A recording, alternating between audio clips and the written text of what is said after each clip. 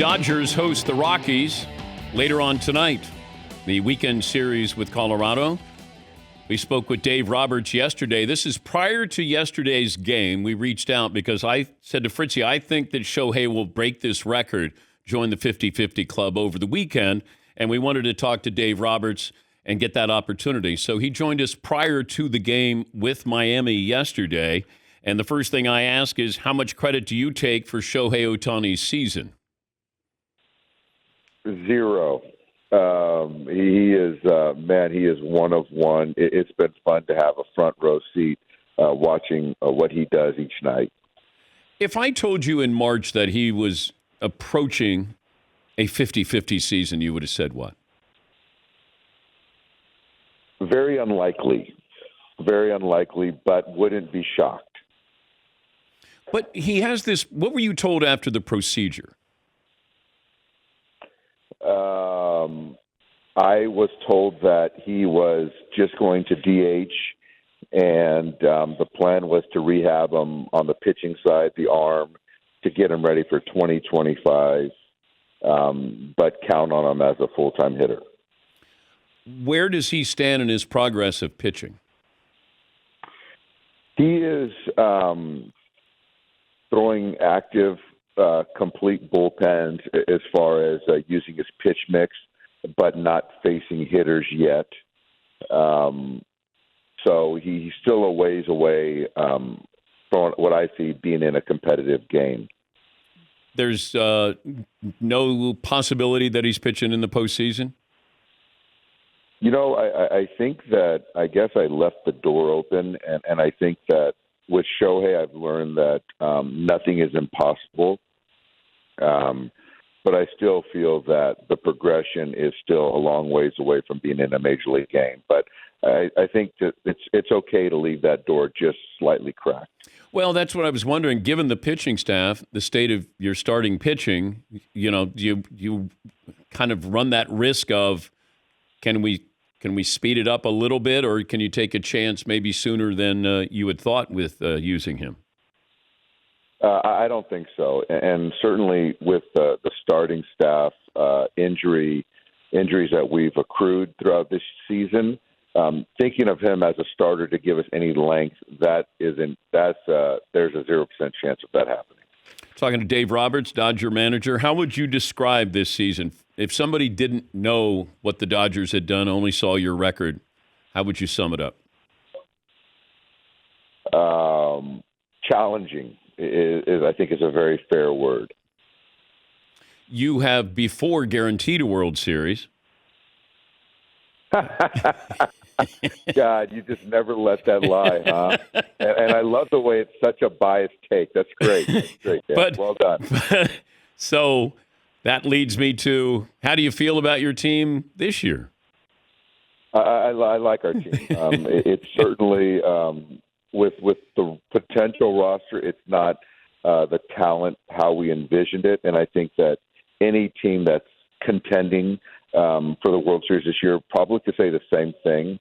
And I do know that with baseball, it's not always the most talented team, that wins the World Series. And I think for our club, Dan, and I say this is talent is the floor for our ball club, which we certainly still have a lot of talent. And our fight is going to be the ceiling. So I expect our ceiling to be significantly raised this postseason. I talked to Jeff Passan of ESPN yesterday. I said, how many teams could win the World Series? Take a guess how many teams he said. Every team that gets an invite to the postseason. That's exactly what he said. He said 12 teams. Do you think it's that wide open? I do. I do, because I think that all 12 teams that are going to get in, I think that have some strengths clearly, and then have some clear flaws, and then so I think with that it just comes down to which team is playing the best. And I know everyone says it every year, but when you have 12 different participants, there's a lot of variables, and so. So I agree with Jeff. Best team you faced this year? That's a good question. I think it's interesting is I could say the Cubs. They every time we play them, they seem like they're just kick our butts and they're playing the best. But I think at one point I thought the Phillies weren't going to lose a game this year. I thought we fortunately caught the Indians at the right time. The Brewers have obviously had a great season. I think probably the best team that we've played this year is probably the Padres. Okay. Yeah, certainly second half of the season, they've been great. I was curious, go back to the Phillies. Can you ever remember a player who was like Kyle Schwarber? No. He's certainly a three, what do they call, three potential outcomes or whatever type of hitter as far as the hit, the walk, and then the homer, the walk, and the strikeout. Yeah. But I just love this guy's grit. He's very tough. I think that, you see this guy and you can clearly see that his teammates kind of take his personality and even with the WBC, I've talked to some players and they say he was kind of the guy that was like the heart and soul of that Team USA. But to go up there and homer, that first at bat, that has to be so demoralizing when you're the opposing manager or pitcher. It is, because I think that, and that's why we have Shohei hitting in the one, because pitchers want to get into the game and they want to throw that heater for a strike. But a guy like Schwarber can make it 1-0 pretty quickly. And when he's in the batter's box like Shohei, they're already in scoring position. Pitchers are like hitters and they have egos. They don't want to throw a first pitch slider or a breaking ball. But if you don't, you throw it over the plate, it's going to be damage. I was wondering about this since you had one of the more famous stolen bases in the history of baseball. Have you helped or how have you helped Shohei with stealing bases? You know what? Dan, I haven't. I've left that to Shohei and Clayton McCullough. And they do a great job studying. And it started in spring training with Shohei working on his explosiveness, his jumps, and the way he studies pitchers' tendencies tells. It's really remarkable. It really is. And I will say this, is that, there was a point, I think sometime in May, where I really saw Shohei as a base stealer and not just an athletic, fast baseball player that outruns the baseball. Because in years past, his stolen base percentage was really pedestrian. But this year it's very efficient. Yeah, but see, that's what I wondered with injuries, coming off a procedure, surgery, and then allowing him to run as much as he's been running. I was surprised at that. Yeah, but he doesn't dive, he slides, he uses legs.